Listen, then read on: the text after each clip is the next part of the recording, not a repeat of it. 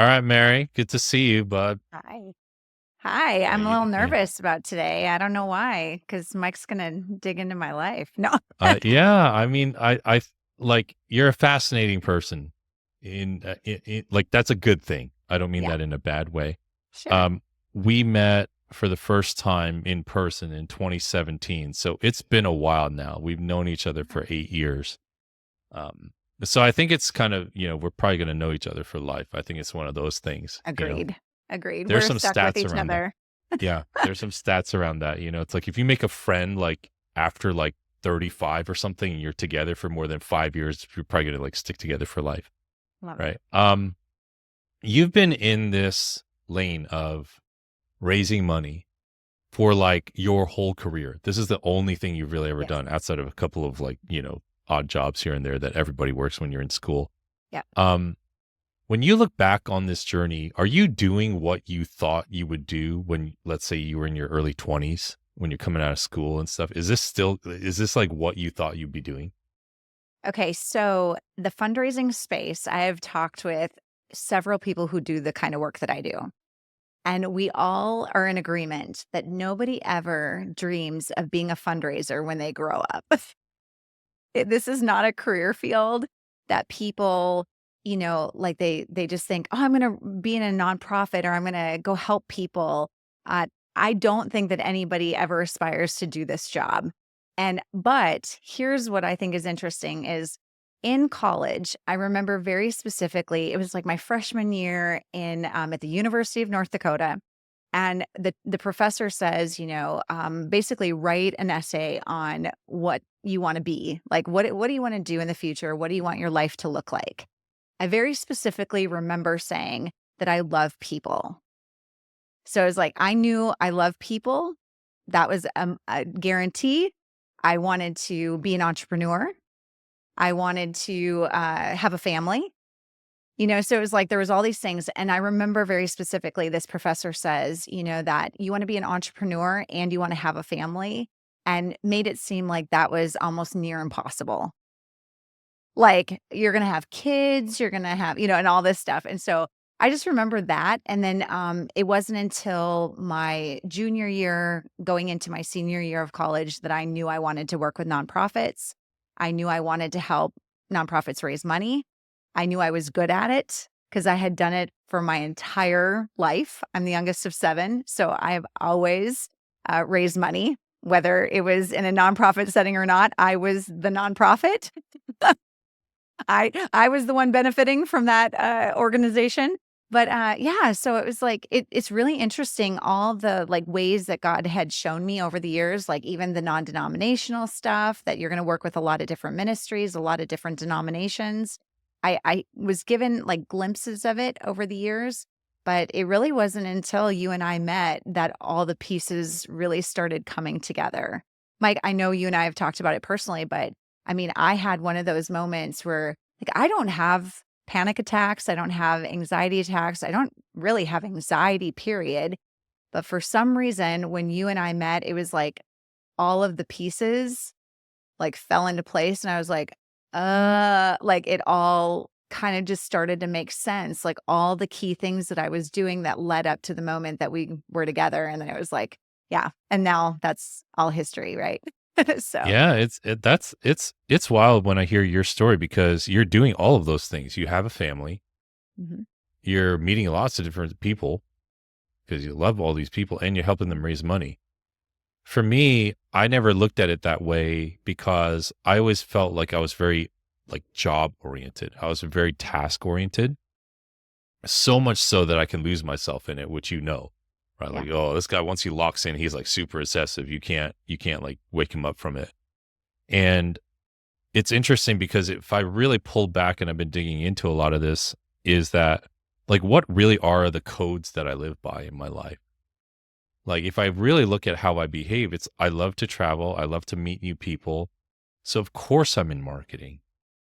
Of course I'm in this kind of like line of work. Like when I was serving at church, like even when I was on full-time staff, whether it was volunteer or on staff, my favorite part was traveling and then come back to church and have the home base and then travel out again. I loved that part. And I don't know, I guess God just was like, yeah, you're just afraid to admit what you like, or maybe you just don't see it yet. But now I see it and it makes a Yeah. lot of sense.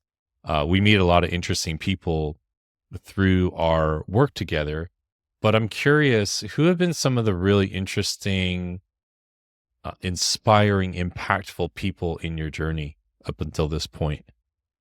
Yeah. Obviously, every cause that I get to work with, I'm always like, just, I think, just absolutely blown away by the character of the people that are starting these nonprofits or who are, stepping into missionary work or into ministry work. And I'm always like, they're just the most wonderful people. I remember you were saying to me, like, once you get on the internet, people are just going to be haters and, we'll post some stuff and we're going to get some, mean comments and, it's going to be okay. Like, you were giving me this pep talk, like, it's going to be all right. Everything's going to be fine. And I'm like, Mike, I have never had anyone say a bad word to me. Like, I don't know if that's just the Lord protecting me or what it is, but I have never had anybody cuss me out or tell me that what I teach is immoral or unethical or that I've done something wrong. Like, it literally has been, I've been around just the most amazing, incredible people. Think about since I was really 20, 21 years old when I got into my first nonprofit, working for Special Olympics as their administrative assistant. I mean, everybody was so kind. Like, it just really, really good people. But I will say, like, the ones that have impacted me the most inside of the organizations would be like my mentors in those organizations. So, like, I had a really incredible mentor when I was at Special Olympics, and there was so many times where she was the one that would say, "Mary, you just raised a lot of money. I know it's probably not what you wanted. Like, you're always going to want more." But if she just, like, really sat me down and was like, "We have to stop. Let's go out to lunch. Let's go celebrate what just happened, and let's be really, really proud of what we did together," right? And so it was like, it was somebody who just could say, "You're gonna work, you're gonna work, you're gonna work," and then the highs are gonna come, and you're like, "Wow, look at what we did," but you're always gonna be like, "What's the next thing? What's the next thing? What's the next thing?" And so she helped me to, like, take a step back. We wrote about it in chapter 7 of our book, and just really, make your difference, but stop and celebrate, what it is that you're doing. I mean, that was one of the best, relationships that I've had over the years. And I've had lots of mentors that have helped me, just to see, because fundraising, like, just so you guys know, the average, span, like how long somebody stays in a fundraising role is 18 months. 18 months for somebody who works for just a general nonprofit. For me, I was going at 3 years. Like, the first year you come in, you're fired up and you're excited about the cause, you're gonna bring in your flair. Second year, you put your twist on it, and that's usually when people start to fall off because 'cause they're like, "Hey, I did everything I wanted to do here." But for me, the 3rd year, I was like, "Okay, now I can really bring in, like, what I wanna do." And so I think that that's just a natural flow for people who do my kind of work. And so I was always trying to combat that. And those mentors helped me to get past the 3-year hurdle, of 3 years, 3 years. And then I worked 7 years with the American Cancer Society. And you and I are now surpassed my 7 years. So we're on to 8. Yeah, it's wild. Yeah, it's like you talked about 18 months. You've been in it well over 18 years Oh, now. yeah, over 20. So Yeah. Uh-huh. yeah, yeah. Yeah, that's so it's wild how, like, your life can go a certain way and then how quickly it goes. Like, it just goes so fast. I remember when we met, like it was very recent. It's kind of wild. Yeah. Um, in our dynamic, in our relationship, in what we do together, you've always been more of what I would call the visionizer, and I've been more the strategizer, the visionary and the strategist. And then we just both mobilize and get things done, and we will hire help here and there. I'm curious to hear from you, and for everyone who's kind of Yeah. tuning in, what do you see in the next 5, 6 years? You're in your mid 40s. You've got a run here where, 50 always seems like a big age. We're like 2 years apart. So I'm Yeah. 46. And so it's like, I look at this next window of my life, the next 3 to 4 years before I turn 50. Um, I'm sort of like, I'm not afraid of age anymore. You know, I think Mhm. every young person feels that way, but then you just realize it's going to happen. It's just what you make of it. What do you see here by the 10th year that we're doing this together, or by, the time you turn 50? Like, what are you seeing? What are you visioning? I love this question because, as like, in my youth, I would say that I was so driven. I don't know what it was. I mean, maybe because I'm the youngest of 7 and I had all these aspirations, and when you're young, you're like, "I'm gonna do this, I'm gonna do that, I'm gonna do this." And then, something happened just in the last couple years. So, for those of you who don't know, I mean, my husband and I married when we were 19 or 20. We were he 20. It was, like, right before, my 21st birthday, actually. It was 1 month before my 21st birthday when I got married. He was 20 as well. And, and like, we've been together now for nearly, I mean, we just passed 25 years of being together, and it was in our 20th year that we had our daughter. So, like, a lot of people are just like, "Oh my gosh, didn't you always want kids?" And I was like, "Yeah, we wanted kids, but, like, it just didn't happen." And it wasn't like, we weren't like, it wasn't something was wrong. It just wasn't our timing. And the thing is that like, in that season, as soon as she came, I feel like the rug, and of course, that was right during the pandemic. So it was like the rug just kinda got yanked out from underneath me. And, when you're used to doing things a certain way, your coping mechanisms are all in place, and you're like, "Oh, if I'm stressed, I go do A, B, and C, and I feel good, and it's fine." And then all of a sudden, all the things don't work anymore. I had to have a real come to Jesus moment during that season, and then being a new mom, and not having the physical capacity to do things at a pace that I was used to doing at them. I mean, I bet you I mean, during my fundraising days at the American Cancer Society, I don't know when I slept. Like, it was just like, I was so driven. I was like, "We're gonna be the best thing anybody's ever seen. We're gonna raise $1 million. We gotta go cure cancer." Like, it was just like, I was just go, go, go. And my volunteers, you call me in the middle of the night, I'm answering. You need me, I'm showing up. And then all of a sudden I was like, "Oh shoot, I got one human who needs me." And so being a parent, it just totally changes everything for anyone who's been there. I'm sure you understand. But for us with Fully Funded, something was very different in the work that we have done in Fully Funded. I don't know about you, Mike, but for me, Fully Funded was always like a passion project. It was almost like my ministry outlet. As much as I enjoyed, volunteering and helping at church, I never felt like my skills were being utilized inside of the church walls. And so for me, it was like, it was so important to, like, "Hey, I know how to fundraise. I can help missionaries raise money. I can do that." So for me, originally, Mike, if you would have asked me this a few years ago, it was, okay, I want to help one nonprofit, right? It started off that way. Then I want to help 10. Okay, let's help 10 nonprofits. I started coaching. Okay, 100. Okay, if we're going to help 100 people, Mike, you and I we're going to do Fully Funded Academy. We're going to have this coaching program. We're going to help 100 people. And then I'm like, "Oh, 1,000." Like, it's just like, let's just keep going. Okay, if we were to help 1,000 people, what would we have to do?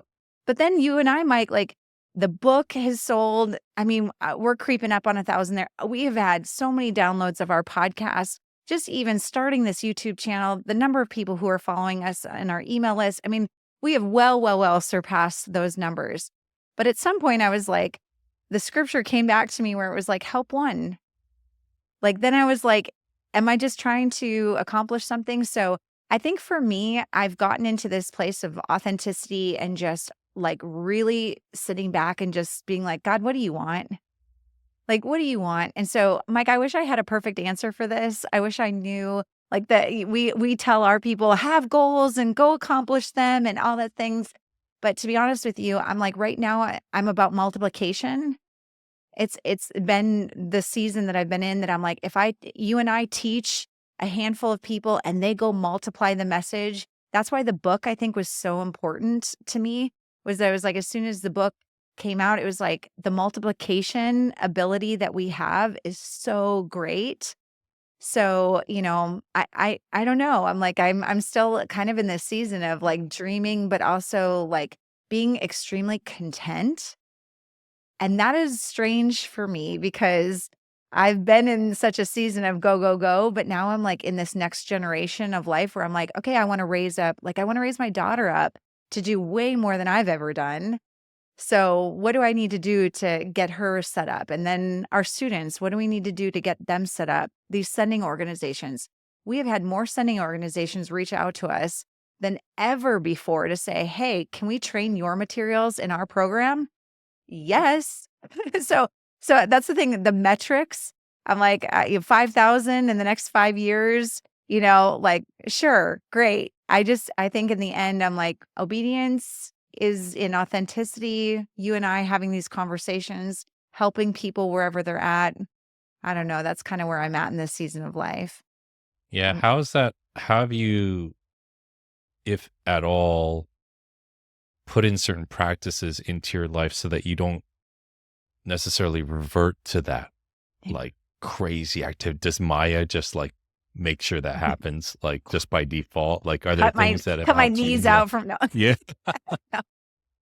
Well, and I have more of a routine for sure. I have, on my schedule too. It's like I have certain times where hey, this is when Maya's getting ready. This is when we're picking her up from school, and this is like, we have a nanny that watches her in the afternoon, and so I have that time where hey, nobody's getting into that evening time with her. So I've been extremely protective. I wasn't in the beginning, but I have gotten so much more strict in my schedule. And what I've noticed, this is what's crazy. I will say this is just absolutely crazy to me, is that I feel like I've gotten more done in less time because I have to be more focused during the hours that I am working, that I feel like more has happened once I actually took the pedal off of the gas. And that is like kind of mind shifting, and the fact of like, well, I've always been told that you need to do, do, do, do, do. And I think that I've realized that being present, being more efficient, being, just like being clear on who you are and what you do, it's a game changer. Yeah. Yeah. Yeah. I, I've experienced that in ways, but I don't have natural boundaries. I Yeah. don't have a child that's like, oh, I need your attention. I can still just kind of do what I want, other than walk the dog twice, 3 times a day. Like I'm not beholden to a lot of these things. So I just end up working more. And I'm like, why am I working so much? I need to tone it down a little bit, like this. Yeah. I need some balance in my life. And I feel like God is like, hey, calm down a little bit, just you need to work smarter, not necessarily harder. Yeah. And that's a big ethos of what we teach. Like, we don't want you guys to just do activity. It's so easy to assume that activity is progress, that you're moving forward. It sounds like you're just way more grounded, Mm. way like, not that you were up in the air before, but you're just like kind of more sure of what you want and finding your identity in the present, everyday things. What are some interesting things that you've noted? Because you do a lot of calls with obviously our students or members, your clients. What are some things that you see in them that's like, gosh, like you're just way too busy, or like or like you're just scrambling too much, or like, oh my gosh, like, are you noticing anything in these conversations that maybe some of our viewers or listeners can like learn from in these private combos you've had?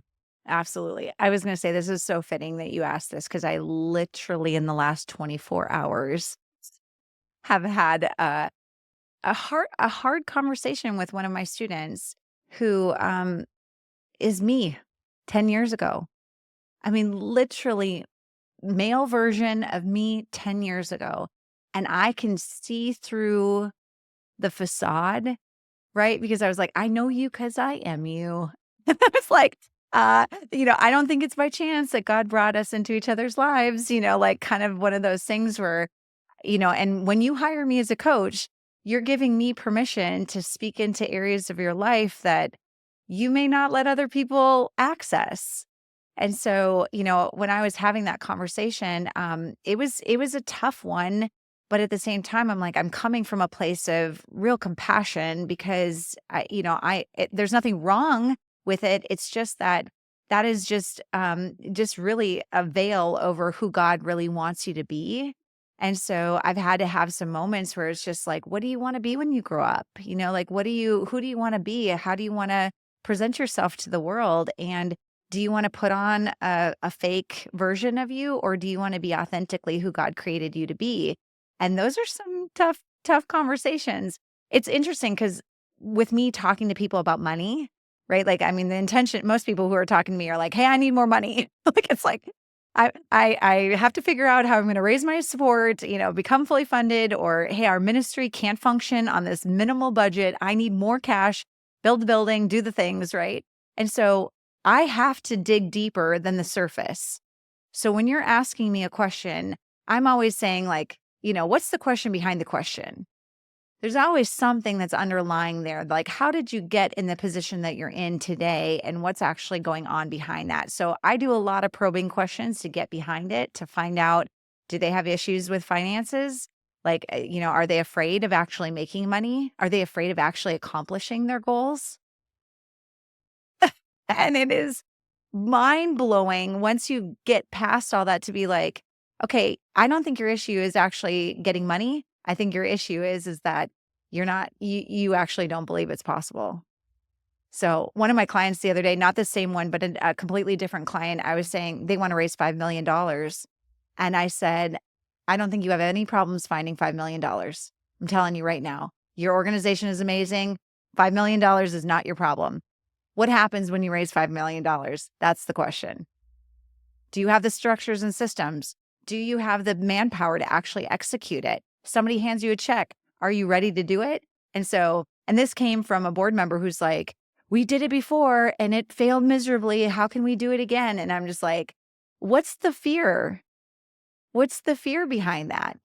So I do dig in a little bit deeper to try and figure out what's going on behind all that, so yeah, just to share with you, I've done an exercise in the past where I wrote down like all the things that bring me joy, right? And I call it my joy list, right? And it's just in a journal, and I just write down all the things that bring me joy. And one of the things that brings me absolute joy is deep conversations. So right here, Mike, like there is no more joy that could happen than a deep conversation with you, with a friend, with a client. It's like, I love going deep into the conversation because I was like, what's really going on here? And it's just fun because ultimately that's where change happens. So yeah. Yeah. Deep conversations, awkward conversations. Yeah. And it gets awkward because you're going deep, right? I heard it once said, awkward conversations change lives. I think it's so appropriate, right? Do you feel that, like, for example, that client is you 10 years ago? Do you feel though that somebody at that age and stage is supposed to run and gun? Like that's the appropriate thing for that stage in life. And now you becoming a little bit more grounded, more intentional. That's the appropriate thing for this stage in life. I think in that stage of life, 10 years ago, me, you know enough about yourself at that age, like you're in your 30s. I think many times, like if you follow Dave Ramsey, people call in and they're wanting to clean up their finances and he'll be like, are you 27? And they're always 27. So it's like something happens around that age, like your end of your 20s, your early 30s, where you're like, I can't just like get away with not knowing who I am now. Because you have patterns, you have things that you can say, oh, I keep doing this. I keep, like for me, I've switched jobs multiple times. What am I trying to do here? What do I really want to do when I grow up? Like you can start to go deeper. But in that season, I think when you're younger, yes, you're running and, going because you don't know who you are. And you're just trying to figure it out. Like with you talking about, hey, I, was a worship pastor. You did some marketing work. Like you dabbled in a bunch of stuff and you're learning. Do I like this? Do I like this? I like some of this. I like some of that. And then once you get into your 30s or, whatever age that is, it doesn't necessarily have to be your 30s, but like you start getting into a season where like, there's a pattern. I can see how the pieces come together. And that's when you have to have a real sit down with yourself And that was my recommendation to this, this man, that I was just like, you need to sit down and just take all the elements out of people pleasing, wanting to serve your family, wanting to serve your spouse, wanting to serve your church, that it's like you just want to be a good person because people who love Jesus are good people. And you just have to start to pull back the layers and say, like, no, what brings me joy? What am I the best at that only I can do? And start to build on that. So I just think that there is a time and a place where you have to just kind of come to, you're still working jobs that maybe you don't love and that you got to work through that transition. Mike, you work with so many people who want to leave their day job. They want to start their own business. They want to, do the personal branding stuff. At some point, you kind of come to the moment where you're like, I'm really good at this. Like this, I love it. Like I could do this all day, every day. And that's how I am with fundraising, with coaching people. It brings me like a lot of joy. Do I like to execute the fundraisers? Sure. There was a season I really, really liked executing the fundraisers. I don't care to execute a fundraiser anymore. Like I have done every fundraiser. Like there is not a fundraiser that I have not done. Okay. So to me, it doesn't make any sense for me to be the boots on the ground when I can train and I can teach and I can coach. And that's a better place for me to serve in this season of life. I love that. Yeah. I love that about you, that you just kind of like, I'm going to do this. I'm not going to do that. Like I'm kind of just like, well, I'll just do everything. It's fine. And, that's catching up to me. So, I love this. But This was a lot. You have stayed the course, though. I will say, as somebody looking at you, I mean, marketing has and storytelling has really been a pattern through everything that you've done. So even though the job, on the outside looks a little different, inside your storytelling, you're helping people, fulfill, become what they're supposed to become. And Mike, I have to just say, I know that you were supposed to ask me all these questions, but I just for you, there's something about your ability to see someone's giftings and to just call it out on them and just be like, "Why are you wasting your time?" It's like, what are you doing over here? Like, pull it together. It's much more blunt approach. And you often say we're peanut butter and jelly. I'm more of hey, I'm just gonna maybe Oreo that a little bit and just a little, hey, you're great. Have you ever thought about this? And then, Yeah. you're going to I'm be from okay. Jersey. I'm like, you just do it. Just do it. I see it. You can do it. You can fly. You know how to do this. You just need to know that you do, so. Yes. So good. Well, Anyways, I love this. Yeah. This was a lot of fun. And we'll switch the roles, somewhere down the line. But I wanted to kind of, we've been doing a lot of this teaching stuff and sharing these stories, and you're the one that really does carry a lot of the vision behind what we're doing, and I just build it, and it's I love that. I love that dynamic. I don't think it would have worked either, any other way.